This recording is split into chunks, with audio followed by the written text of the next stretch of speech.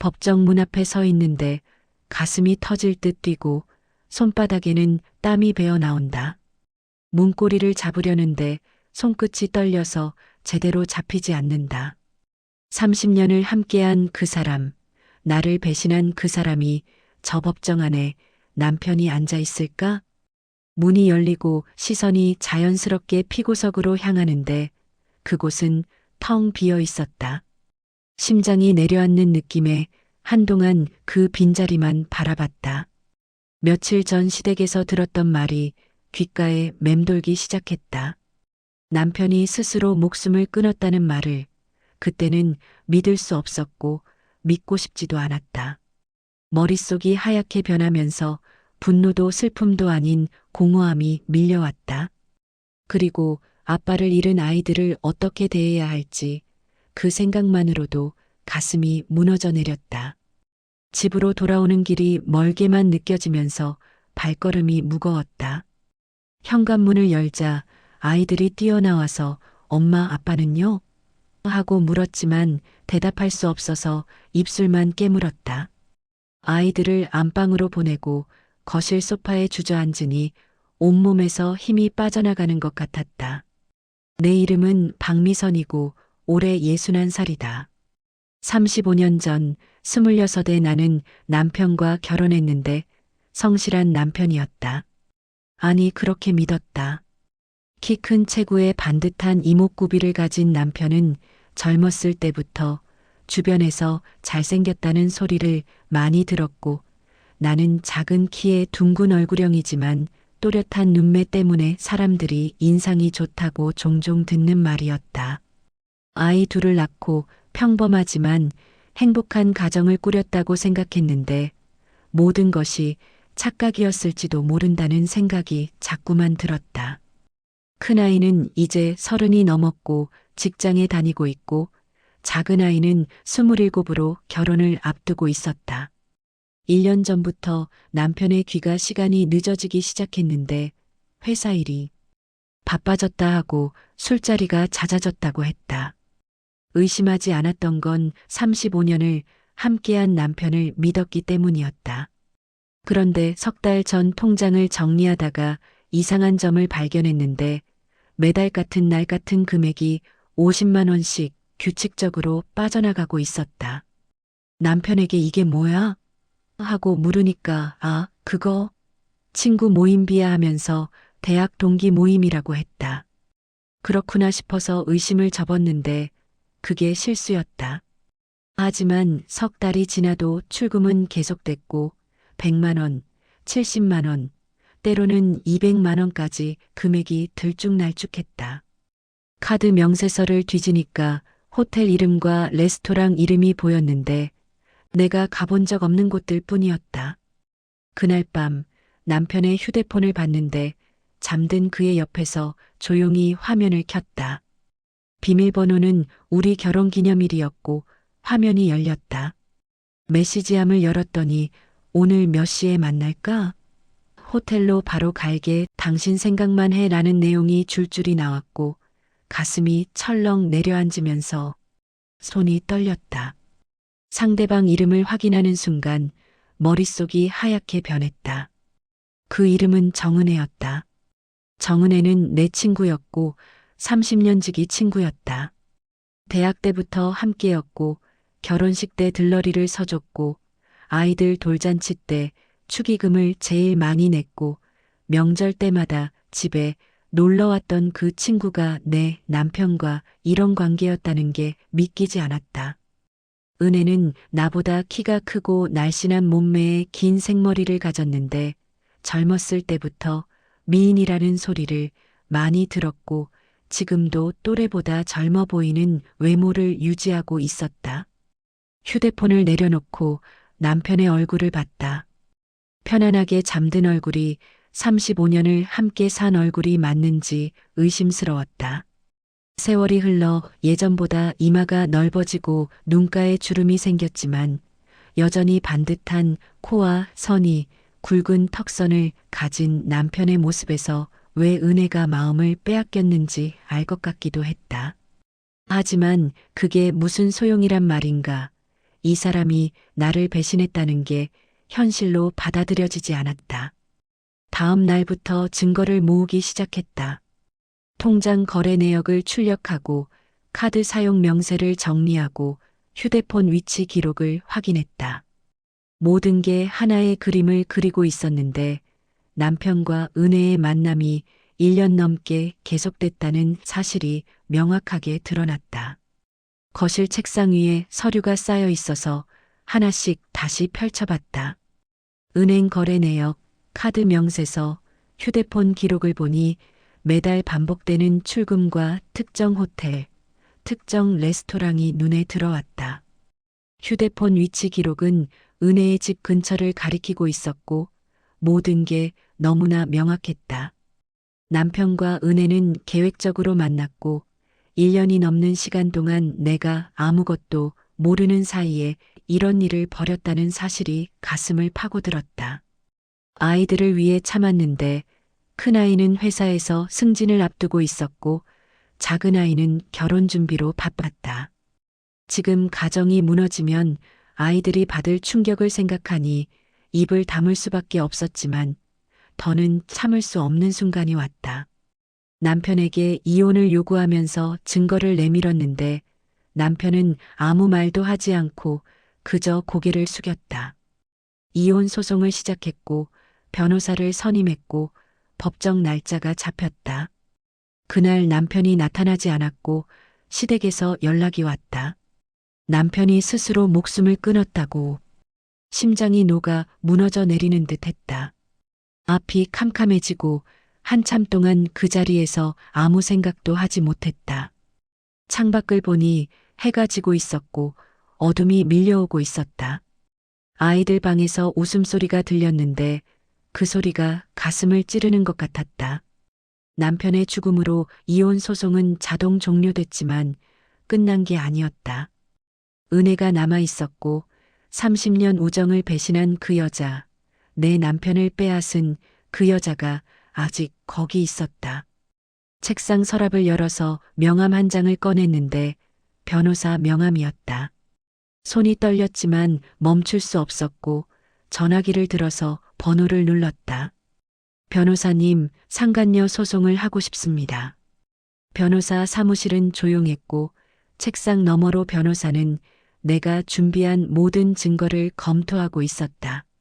통장 사본, 카드 명세서, 휴대폰 캡처 화면을 하나씩 살피던 변호사가 증거는 충분합니다만 한 가지 확인하고 싶은 게 있습니다 하면서 은행거래 내역 한 장을 가리켰다. 이 계좌 이체 내역을 보세요. 고인이 되신 남편분께서 특정 계좌로 큰 금액을 이체하셨는데 이 계좌가 누구 명의인지 확인해 보셨습니까? 고개를 저으면서 그 계좌는 처음 본다고 했다. 변호사는 조사해 보시는 게 좋겠습니다. 상관관계 증명뿐 아니라 재산 은닉이나 횡령 가능성도 있으니까요 하고 말했다. 사무실을 나와 집으로 돌아와서 서재 서랍을 뒤졌다. 남편의 통장들이 나왔고 하나씩 확인하다가 한 통장에서 작은 종이에 쓴 메모를 발견했다. 남편의 필체로 아이들 결혼자금, 절대 건드리지 말 것이라고 적혀 있었고 가슴이 덜컥 내려앉았다. 이 계좌는 아이들을 위한 거였나? 남편이 외도를 하면서도 아이들 미래를 생각했다는 건가? 하는 생각에 혼란스러웠다. 분노와 배신감 사이로 묘한 감정이 파고들면서 남편은 나쁜 남편이었지만 아빠로서는 책임을 다하려 했던 건지 알 수 없었다. 하지만 이내 고개를 저으면서 아니라고 생각했다. 아이들을 생각했다면 애초에 외도 같은 건 하지 말았어야 했고 이건 그저 죄책감을 덜려는 비겁한 변명일 뿐이라고 스스로를 다독였다. 휴대폰이 울렸고 모르는 번호라서 받았더니 미선아, 나야 하는 은혜의 목소리가 들렸다. 심장이 쿵쿵 뛰면서 무슨 일이야? 하고 물었더니 만나자. 할 얘기가 있어 하고 말했다. 은혜를 만나고 싶지 않았지만 피할 수만은 없었다. 어차피 법정에서 만날 사이니까. 다음 날 카페에서 만난 은혜는 초췌해 보였고 평소의 단정한 모습은 온데간데 없이 머리는 산발이고 눈 밑에는 다크서클이 짙게 깔려 있었다. 늘 화장을 곱게 하고 다니던 그녀의 맨 얼굴이 이렇게 지쳐 보일 수 있다는 게 놀라웠지만 그래도 여전히 갸름한 턱선과 높은 콧대는 세월이 지나도 변하지 않았다. 미안해하고 말하는 그녀를 보면서 30년 우정을 배신하고 내 남편을 빼앗고 이제 와서 미안하다고 하는 게 화가 났다. 미안하다는 말로 끝낼 수 있는 일이 아니야. 알아. 나도 알아. 그런데 나도 몰랐어. 상수 씨가 그렇게 될 줄은. 무슨 소리야? 상수 씨가 나한테 이혼하겠다고 했어. 너랑 헤어지고 나랑 재혼하겠다고. 나는 안 된다고 했어. 아이들 생각하라고. 그런데 그 사람이 말끝을 흐린다. 눈물이 흐른다. 하지만 동정심은 들지 않는다. 오히려 분노가 치민다. 그래서 뭐? 내가 피해자라는 거야? 내가 내 남편을 유혹해 놓고? 아니야. 나는 그냥 뭐, 외로웠어? 힘들었어? 그래서 내 남편이랑 잤어? 목소리가 커진다. 주변 사람들이 쳐다본다. 신경 쓰지 않는다. 나는 널 친구라고 믿었어. 30년을 함께 했잖아. 내 결혼식 때 들러리도 서줬잖아. 내 아이들 돌잔치 때 울면서 축하해줬잖아. 그 모든 게 거짓이었어? 은혜는 대답하지 못하고 고개만 숙였다. 집으로 돌아와 다시 더 꼼꼼히 서류를 살펴보았다. 은행 거래 내역, 카드 사용 기록, 휴대폰 위치 추적. 그리고 한 가지 이상한 점을 발견한다. 상수가 은혜에게 이체한 금액 중 일부가 다시 남편 계좌로 돌아왔다. 며칠 뒤에 이게 무슨 의미일까? 돈을 빌려줬다가 돌려받은 걸까? 아니면 다른 이유가 있을까? 변호사에게 전화한다. 이 거래 내역 좀 봐주시겠어요? 뭔가 이상해요. 제가 확인해 보겠습니다. 혹시 공동명의 계좌나 비자금 계좌가 있을 수도 있습니다. 전화를 끊고 머릿속이 복잡했다. 남편과 은혜의 관계가 단순한 외도가 아닐 수도 있다는 생각이 든다. 뭔가 더 깊은 비밀이 있을지도 모른다. 달이 뜬 창밖은 밤이 더 깊어갔다. 차가운 달빛이 창을 통해 들어온다. 잠이 든 평화로운 아이들 얼굴. 아무것도 모르는 얼굴. 이 평화를 지켜야 한다. 남편이 남긴 비밀이 무엇이든 진실을 밝혀내야 한다. 일주일 뒤 변호사에게서 연락이 왔다. 만나서 얘기해야 할 것 같습니다. 중요한 사실을 발견했습니다. 사무실로 달려간다. 변호사 앞에 서류가 쌓여 있다. 고인 명의의 계좌를 추가로 찾았습니다. 그리고 이 계좌에서 정은혜 씨 명의 계좌로 상당한 금액이 이체됐습니다. 얼마나요? 총 2천만 원 정도입니다. 지난 1년간 여러 차례에 걸쳐서요. 머리가 심하게 아파왔다. 2천만 원. 외도를 하면서 돈까지 줬다는 건가? 그런데 이상한 점이 있습니다. 변호사가 다른 서류를 보여준다. 정은혜 씨가 받은 돈 중 일부를 다시 고인 명의 다른 계좌로 이체했습니다. 마치 돈을 세탁하는 것처럼요. 무슨 뜻이에요? 아마도 고인이 회사 자금이나 다른 곳에서 빼돌린 돈을 정은혜 씨 계좌를 통해 돌린 것 같습니다. 그리고 나중에 다시 회수한 거죠. 가슴이 철렁한다. 남편이 횡령을 했다는 건가? 그리고 은혜가 공범이었다는 건가? 확실한 건가요? 더 조사가 필요하지만 정황상 그럴 가능성이 높습니다. 사무실 밖을 걸어 나오자 다리에 힘이 풀린다. 외도만으로도 충격인데 횡령까지. 남편은 도대체 무슨 생각으로 그런 짓을 했을까? 집에 돌아와 남편의 서재에서 책상 뒤에 숨겨진 작은 금고를 발견했다. 비밀번호를 입력해 보았다. 우리 결혼 기념일. 열리지 않는다. 아이들 생일. 역시 안 된다. 남편 생일. 틀렸다. 잠시 생각한다. 그리고 은혜의 생일을 입력한다. 딸깍. 금고가 열린다. 안에 들어있는 서류를 하나씩 꺼내 보았다. 계약서, 차용증, 통장 사본, 그리고 편지 한 장. 편지를 펼친다. 남편의 필체다. 미선아, 이 편지를 읽고 있다면 나는 아마 이 세상에 없을 거야. 미안해. 정말 미안해. 내가 저지른 일을 변명할 수는 없어. 다만 한 가지만 알아줘. 은혜와의 관계는 사랑이 아니었어. 그저 외로움과 두려움 때문이었어. 회사 일이 잘 안 풀렸고 빚이 생겼어. 은혜가 도와주겠다고 했어. 그렇게 시작된 일이야. 하지만 점점 깊어졌고 돌이킬 수 없게 됐어. 아이들만은 지켜줘.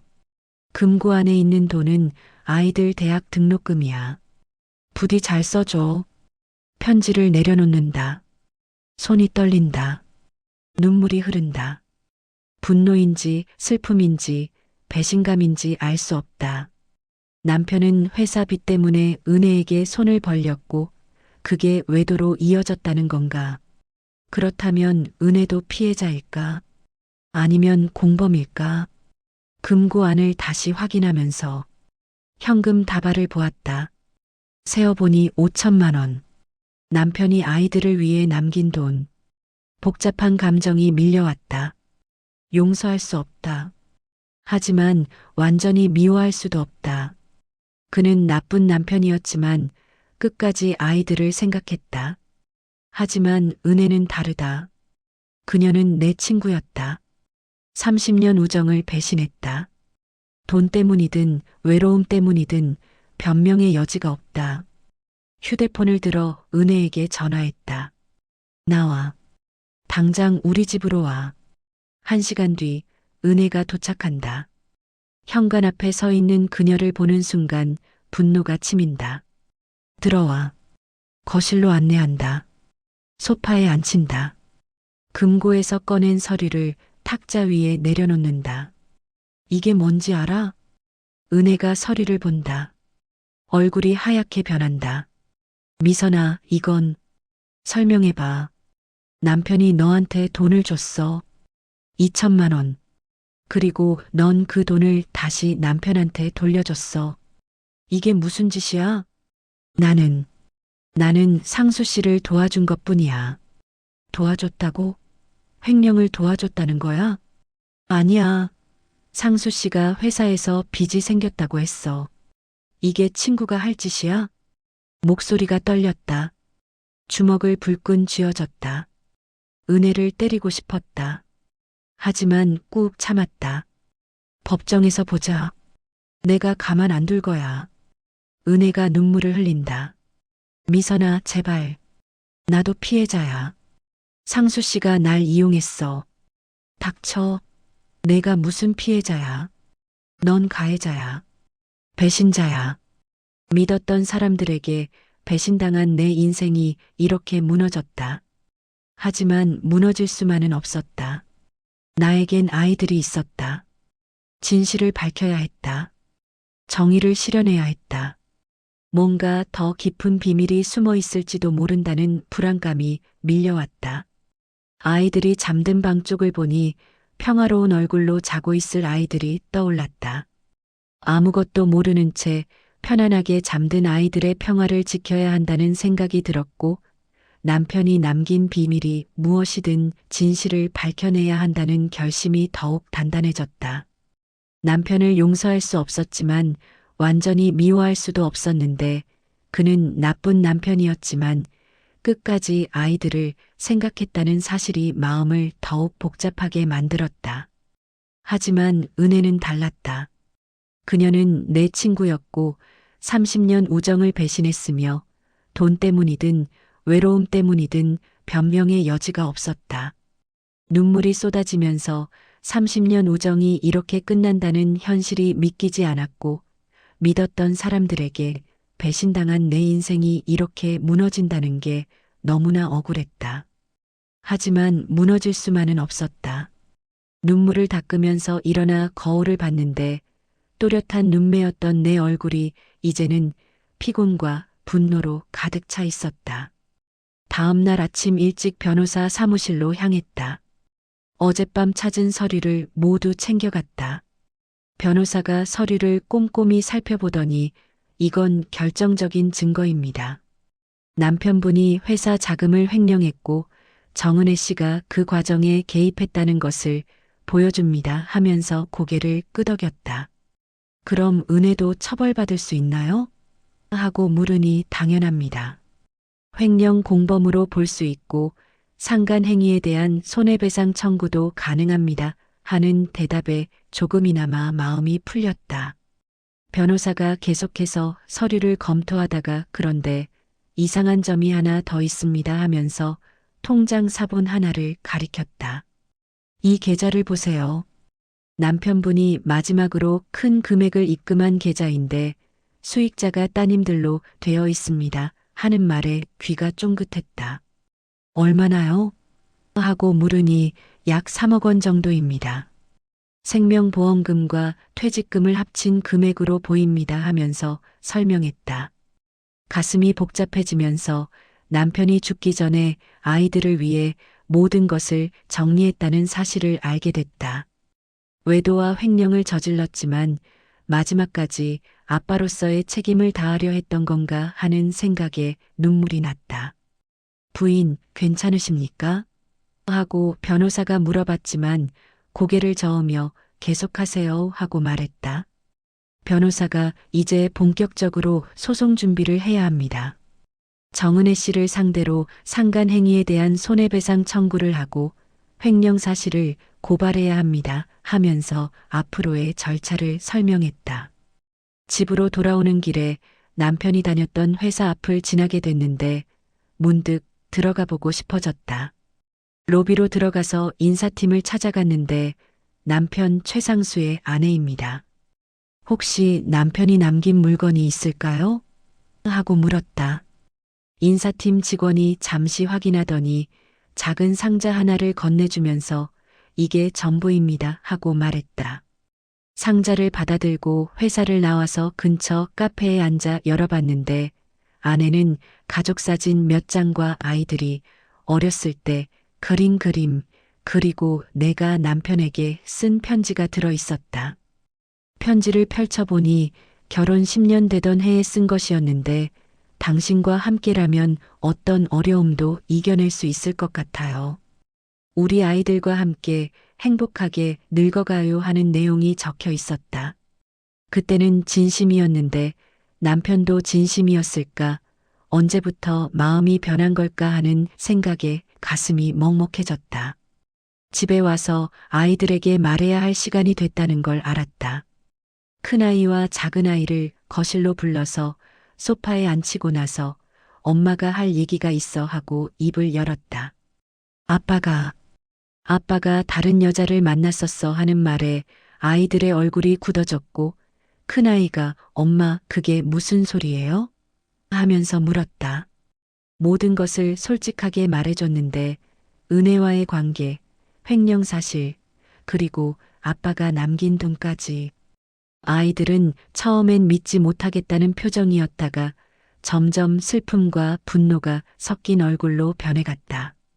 작은아이가 그럼 아빠는 우리를 사랑하지 않았던 거예요? 하면서 눈물을 흘렸고 그 모습을 보니 가슴이 찢어지는 것 같았다. 아니야. 아빠는 너희를 정말 사랑했어. 잘못을 저질렀지만 마지막까지 너희를 생각했어 하면서 아이들을 꼭 껴안았다. 큰아이가 엄마는 어떻게 할 거예요? 하고 물어서 은혜 아줌마를 법정에 세울 거야. 아빠가 저지른 일은 어쩔 수 없지만 배신한 사람에게는 책임을 물어야 해 하고 대답했다. 아이들이 고개를 끄덕이면서 엄마 편이에요. 우리가 도와드릴게요 하는 말에 힘이 났고 이 아이들을 위해서라도 끝까지 싸워야겠다는 결심이 더욱 굳어졌다. 남편의 휴대폰을 다시 꺼내서 통화 기록을 확인해 보았다. 은혜와의 통화가 하루에도 서너 번씩 있었다는 걸 발견했다. 통화 시간도 길게는 1시간이 넘는 것도 있었고 새벽에 통화한 기록도 여러 번 보였다. 남편의 통화 가록 문자에는 당신이 없으면 하루도 살 수 없어요. 빨리 결정해 주세요. 우리 새로운 시작을 할 수 있잖아요. 하는 내용이었다. 문자를 읽으면서 손이 부들부들 떨렸다. 은혜가 남편을 다그쳤고 남편은 그 압박을 견디지 못했던 것 같았다. 남편의 답장에는 조금만 시간을 줘. 아이들이 안정될 때까지만. 그때 가면 꼭 함께할게 하는 내용이 적혀 있었다. 남편은 정말 나와 이혼하고 은혜와 재혼할 생각이었던 걸까? 아니면 그저 은혜를 달래기 위한 거짓말이었을까 하는 생각에 머리가 복잡해졌다. 어느 쪽이든 나에게는 배신이었고 용서할 수 없는 일이었다. 며칠 뒤 은혜에게서 편지가 왔다. 등기우편으로 배달됐다. 뜯어보니 손편지였고 미선아, 정말 미안해. 나도 잘못했어. 하지만 내 남편이 먼저 나한테 다가왔어. 외롭다고 힘들다고 했어. 나도 그때 이혼하고 혼자였어. 서로 위로가 필요했던 거야. 제발 이해해줘. 우리 30년 우정을 생각해서라도 하는 내용이 적혀 있었다. 편지를 구겨서 쓰레기통에 던져버렸다. 30년 우정을 먼저 배신한 건 은혜였고 이제 와서 이해해달라는 게 말이 되나 싶어서 화가 치밀었다. 변호사와 만나서 소송 전략을 짜기 시작했다. 부인, 이 사건은 단순한 상간 소송이 아닙니다. 횡령이 연루되어 있어서 형사 고발도 가능합니다 하면서 설명했다. 형사 고발을 하면 은혜가 감옥에 갈 수도 있나요? 하고 물으니 가능성은 있습니다. 다만 고인이 되신 남편분의 명예도 실추될 수 있다는 점을 고려하셔야 합니다. 하는 대답이 돌아왔다. 잠시 고민했는데 남편의 명예보다 정의를 실현하는 게 더 중요하다고 판단했다. 형사 고발도 함께 진행해 주세요. 잘못한 사람은 대가를 치러야 합니다. 하고 말했다. 집으로 돌아오는 길에 마트에 들렀다. 거기서 은혜의 언니를 마주쳤다. 언니가 나를 보더니 다가와서 미선아, 우리 은혜가 정말 잘못했어. 하지만 너무 심하게 하지 마. 은혜도 많이 힘들어해 하면서 사정했다. 언니, 저도 힘들어요. 30년 믿었던 친구한테 배신당했어요. 남편을 잃었어요. 이게 제 잘못인가요? 하고 따져 물으니 언니는 아무 말도 못하고 고개만 떨구었다. 은혜가 정말 반성한다면 법정에서 사실대로 말하라고 하세요. 그게 은혜를 위한 길이에요 하고 말하고는 그냥 지나쳤는데 뒤돌아보니 언니가 그 자리에 서서 한숨을 쉬고 있었다. 집에 와서 저녁을 준비하는데 아이들이 퇴근하고 들어왔다. 큰아이가 엄마 회사에서 휴가 냈어요. 재판 때 같이 갈게요 하고 말해서 고마우면서도 미안했다. 아니야, 내가 회사 휴가까지 낼 필요 없어. 엄마 혼자 갈 수 있어 하고 말했지만 엄마 혼자 두면 안 돼요. 우리도 아빠 일 때문에 피해를 봤잖아요.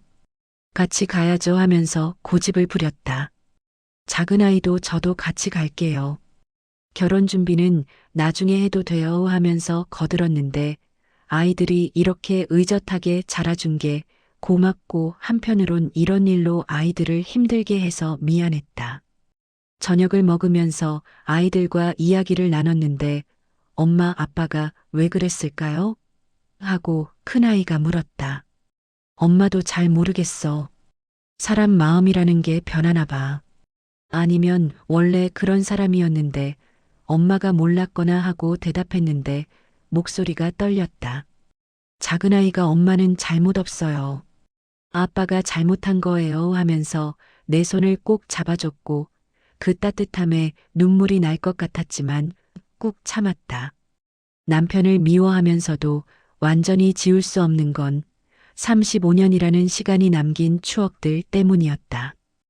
아이들을 키우면서 함께 웃었던 순간들, 힘들 때 서로 의지했던 시간들이 모두 거짓은 아니었을 거라는 생각이 들었다. 하지만 그렇다고 해서 용서할 수는 없었고 은혜에게는 반드시 책임을 물어야 한다는 결심은 변하지 않았다. 재판 당일 아침 일찍 일어나서 옷을 골랐다. 검은색 정장을 입기로 했다. 거울을 보니 또렷한 눈매는 여전했지만 눈가에 주름이 깊어진 게 보였고 61살의 나이가 얼굴에 그대로 드러났다. 아이들도 일찍 일어나서 함께 법원으로 향했다. 차 안에서 아무도 말이 없었지만 서로의 손을 꼭 잡고 있었고 그 연결감이 힘이 되어줬다. 법원에 도착하니 벌써 사람들이 모여 있었다. 저 멀 은혜가 보였다. 은혜도 검은색 옷을 입고 있었는데 날씬한 몸매는 여전했지만 얼굴은 많이 수척해진 게 보였고 긴 생머리도 푸석푸석해 보였다.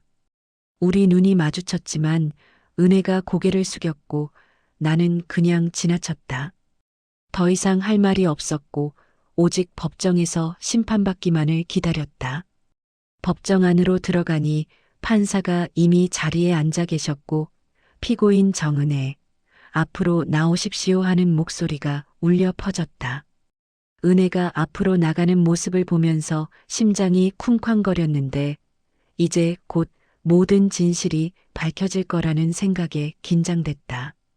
재판장이 원고 측 주장을 시작하십시오 하고 말했고 우리 변호사가 일어나서 준비한 서류를 펼쳤다.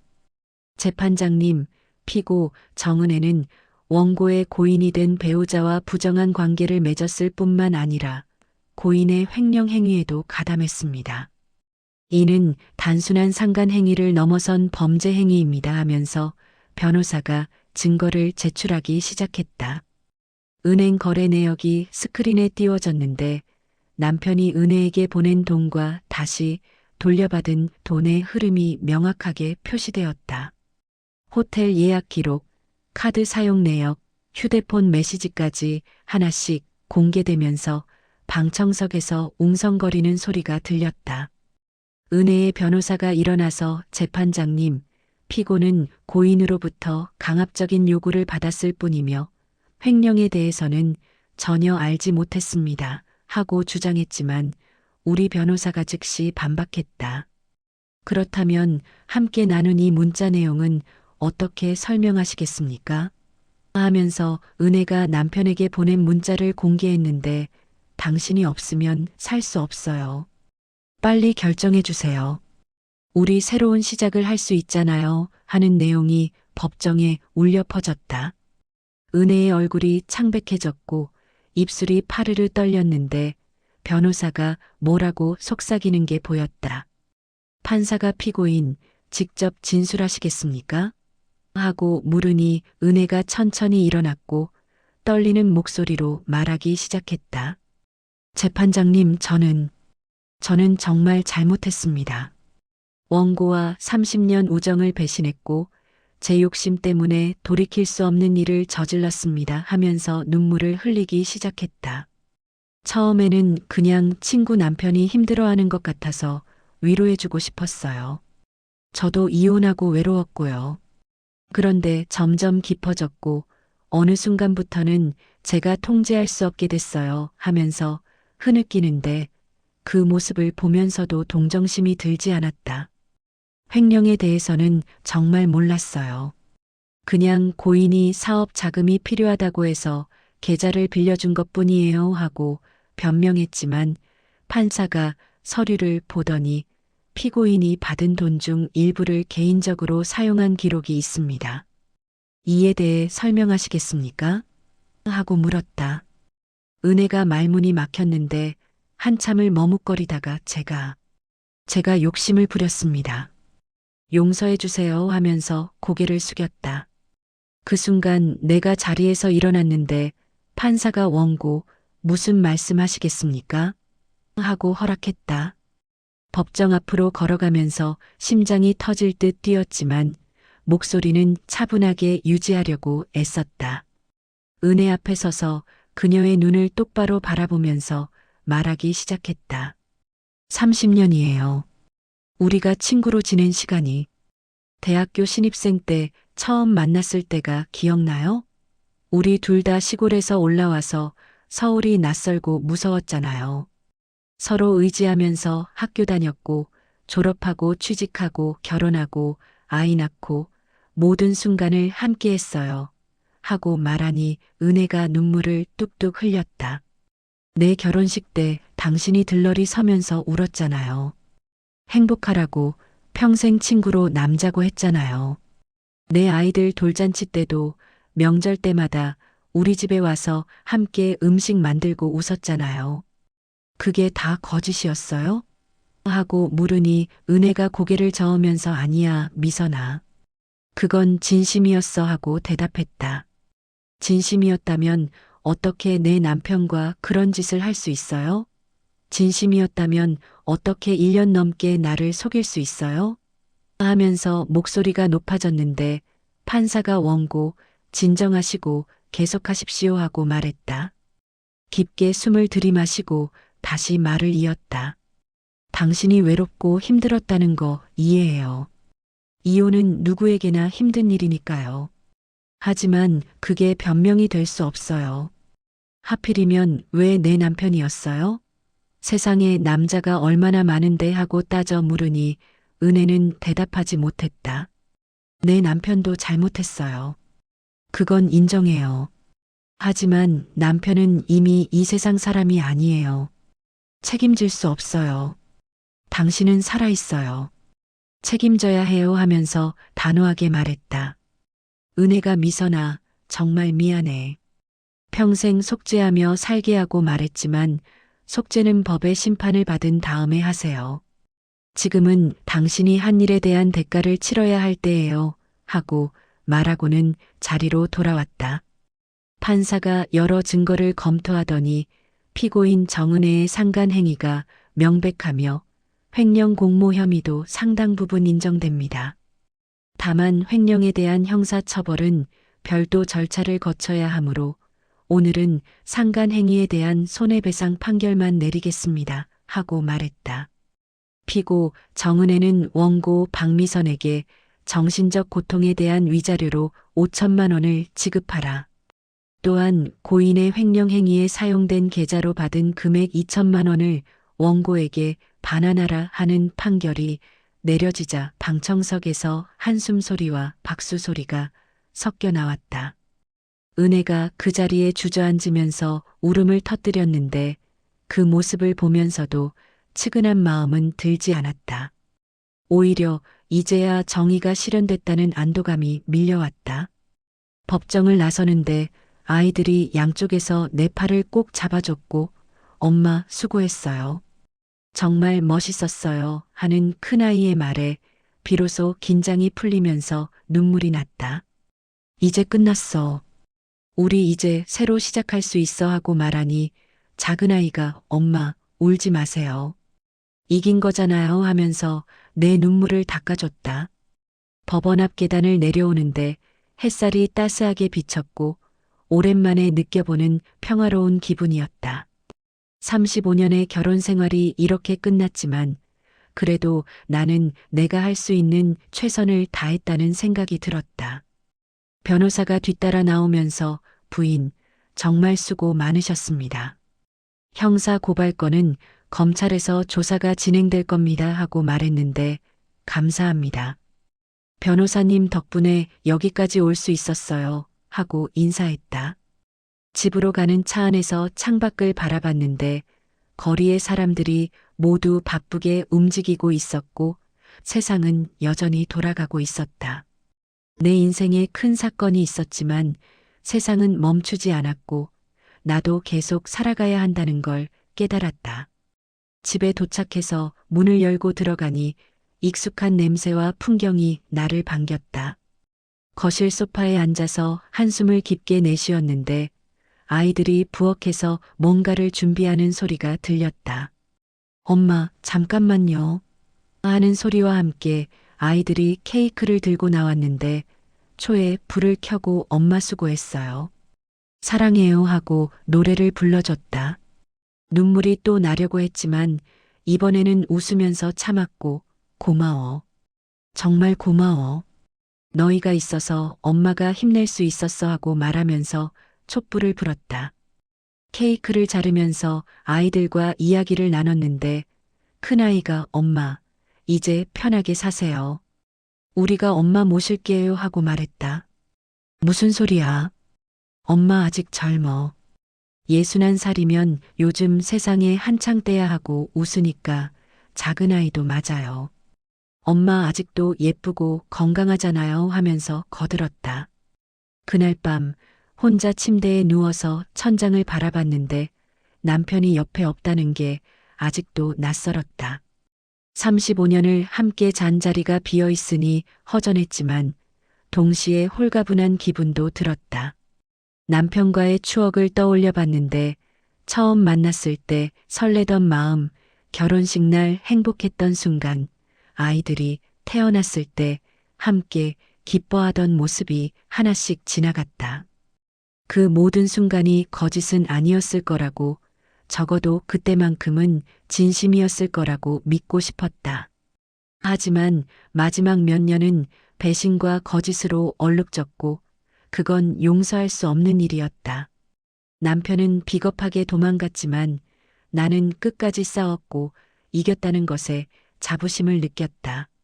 며칠 뒤 은혜의 언니에게서 전화가 왔는데 미선아, 은혜가 집을 팔고 시골로 내려간대. 너무 부끄러워서 서울에 못 있겠다고 하더라 하는 소식을 전했다. 언니, 그건 은혜가 선택할 일이에요. 저는 할 말 없어요 하고 대답했더니 그래, 알았어. 그냥 내가 알았으면 해서. 은혜가 정말 미안해한다고 전해달라고 하더라 하면서 전화를 끊었다.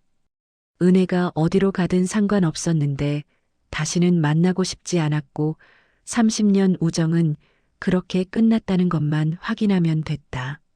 시간이 흘러 한 달쯤 지났을 때 검찰에서 연락이 왔는데 횡령건은 피의자가 사망해서 공소권 없음 처리됩니다.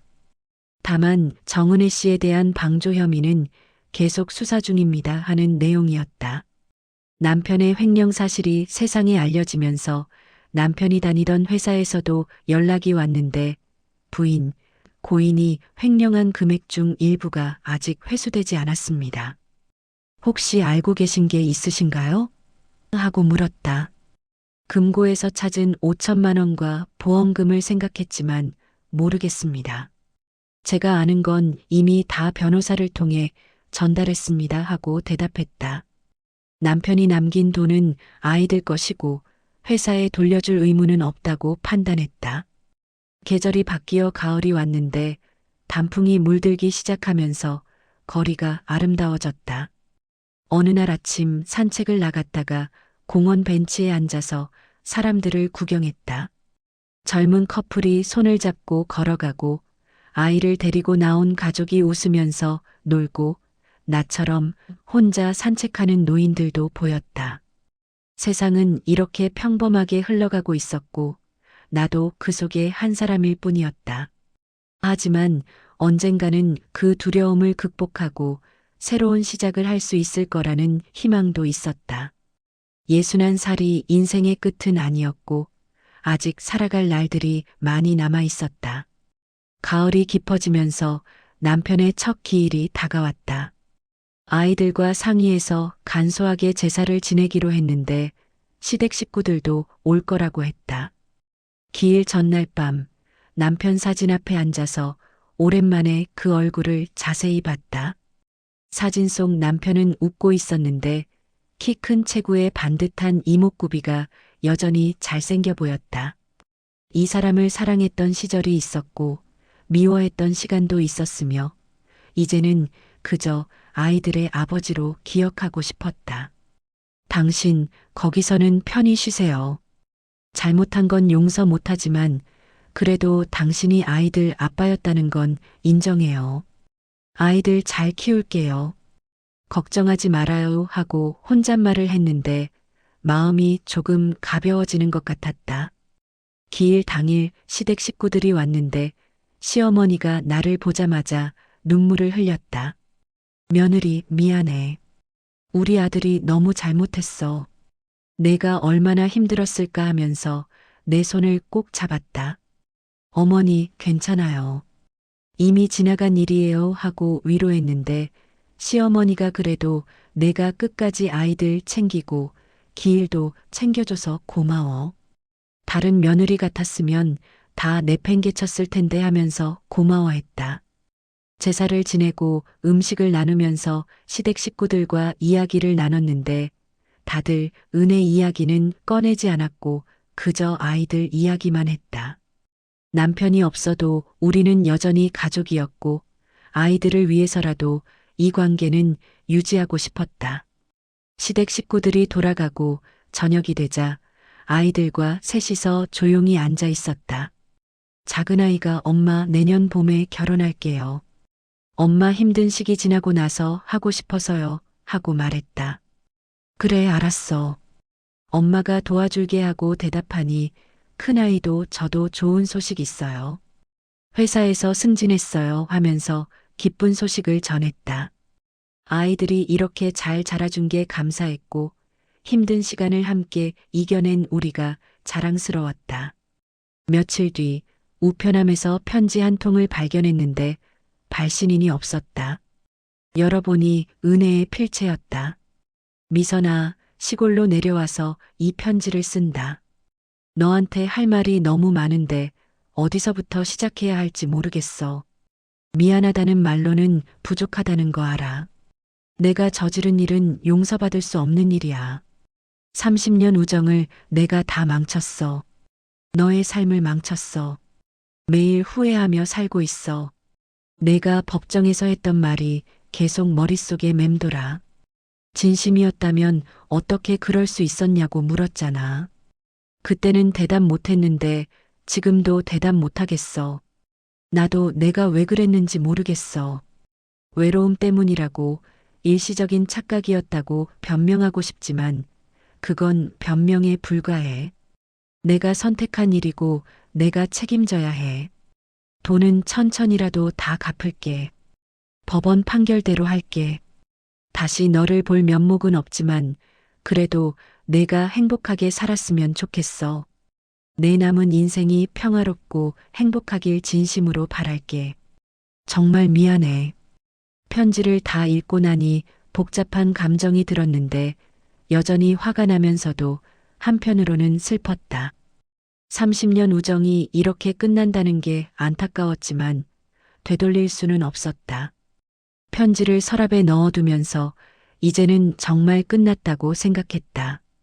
은혜를 용서할 수는 없지만 계속 미워하면서 살 수도 없었다.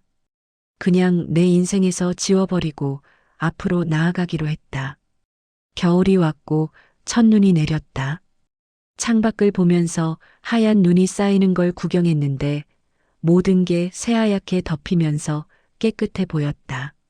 작은 아이의 결혼 준비가 본격적으로 시작됐는데 예식장을 고르고 드레스를 맞추러 다니면서 바쁜 날들을 보냈다.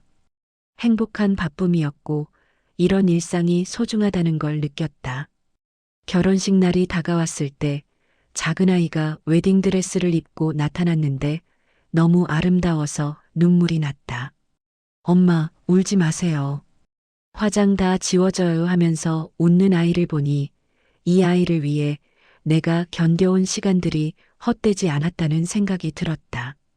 식장에서 아이를 바라보면서 남편이 여기 있었다면 어땠을까 하는 생각이 잠깐 들었지만 이내 떨쳐냈다.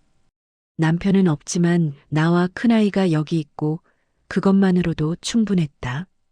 피로연이 끝나고 집으로 돌아오는 길에 큰아이가 엄마 수고 많았어요. 이제 좀 쉬세요 하고 말했다. 무슨 소리야? 이제 시작이지.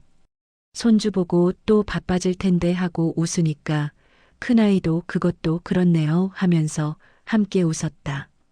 집에 도착해서 조용한 거실에 앉으니 혼자라는 게 실감났지만 외롭지는 않았다. 아이들이 언제든 찾아올 거고 손주가 태어나면 더 바빠질 거고 인생은 계속될 거였다. 창밖을 보니 달이 밝게 떠 있었는데 그 달빛 아래서 지난 시간들을 돌아봤다. 배신과 상실, 분노와 슬픔으로 가득했던 시간이었지만 그 속에서도 나는 포기하지 않았고 싸웠으며 이겨냈다. 61살의 나, 박미선은 아직 끝나지 않았다. 작은 키에 둥근 얼굴, 또렷한 눈매를 가진 이 여자는 앞으로도 계속 살아갈 것이고 더 나은 내일을 만들어갈 것이다. 남편 사진을 한 번 더 보면서 당신과의 35년 행복했던 순간도 있었고 힘들었던 순간도 있었어요. 이제 저는 제 인생을 살 거예요. 당신도 편히 쉬세요 하고 말하고는 사진을 서랍에 넣었다. 더 이상 과거에 매달리지 않기로 했다. 앞을 보고 걸어가기로 했다. 혼자지만 혼자가 아니었다. 아이들이 있고 앞으로 태어날 손주들이 있고 살아갈 이유가 충분했다. 인생을 살다 보면 믿었던 사람에게 배신당할 수도 있습니다. 30년, 40년을 함께한 사람도 어느 날 갑자기 낯선 사람이 될 수 있습니다. 하지만 그렇다고 해서 우리 인생이 끝나는 건 아닙니다. 상처를 받고 넘어지고 무너져도 다시 일어설 수 있습니다. 분노와 슬픔 속에서도 정의를 찾으려는 마음, 가족을 지키려는 마음, 당당하게 맞서려는 용기가 우리 안에 있습니다. 61살 어떤 이에게는 인생의 끝자락으로 보일 수 있지만 저에게는 새로운 시작입니다. 남편이 없는 삶, 친구를 잃은 삶이지만 그래도 계속됩니다. 아이들이 있고 손주가 태어날 것이고 새로운 인연이 올 수도 있습니다. 인생은 계속되고 우리는 계속 살아갑니다. 배신당했다고 해서 사랑하는 걸 멈추지 않습니다. 상처받았다고 해서 신뢰하는 걸 포기하지 않습니다. 넘어졌다고 해서 일어서는 걸 포기하지 않습니다. 우리 모두는 강할 수 있습니다. 힘들 때 포기하지 않고 불의를 보면 맞설 수 있고 사랑하는 사람을 위해 싸울 수 있습니다. 오늘도 누군가는 배신을 경험하고 상처를 받고 무너지고 있을 것입니다. 하지만 기억하세요. 당신은 혼자가 아닙니다. 이겨낼 수 있습니다. 다시 일어설 수 있습니다. 당신의 이야기는 계속됩니다. 용기를 내세요. 싸우세요.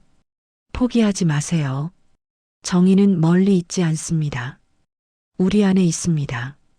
사랑도 용기도 희망도 우리 안에 있습니다. 배신의 끝에서 새로운 시작이 기다리고 있습니다. 앞으로도 여러분의 나날 잔잔한 위로가 될 이야기로 찾아뵙겠습니다. 구독과 좋아요도 한 번씩 부탁드려요. 그리고 사연의 주인공에게 따뜻한 응원의 한마디 댓글로 남겨주시면 감사하겠습니다. 그 따뜻한 한마디가 누군가에게는 세상 가장 큰 위로가 될 수도 있습니다.